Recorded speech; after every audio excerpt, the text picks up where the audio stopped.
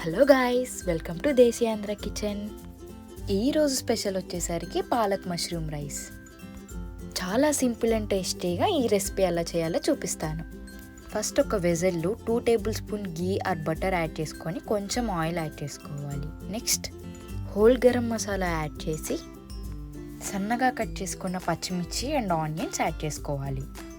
కొంచెం పసుపు, ఉప్పు వేసి ఆనియన్స్ గోల్డెన్ బ్రౌన్ వచ్చేంత వరకు ఫ్రై చేసుకోవాలి.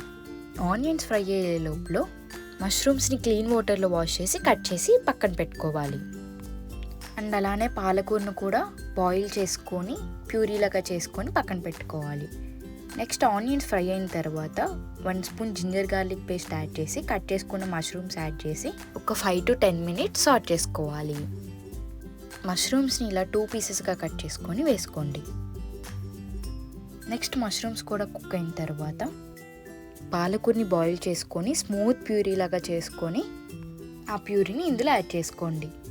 ఒక 5 minutes సాట్ చేసిన తర్వాత టేస్ట్కి సరిపడా garam masala, coriander powder and salt add చేసుకొని 1.5 కప్ వాటర్ యాడ్ చేసుకోవాలి.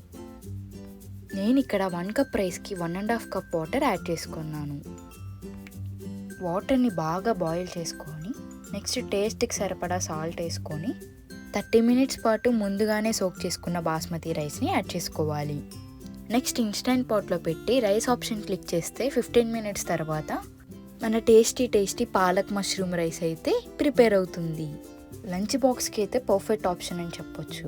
ఆ పార్టీస్కైనా ఈ రెసిపీ చాలా బాగుంటుంది. మీలో ఎంతమంది ఈ రెసిపీ ట్రై చేశారో నాకు కామెంట్ సెక్షన్లో చెప్పండి. మీకు ఈ వీడియో నచ్చితే లైక్ చేసి సబ్స్క్రైబ్ చేయండి. బాయ్.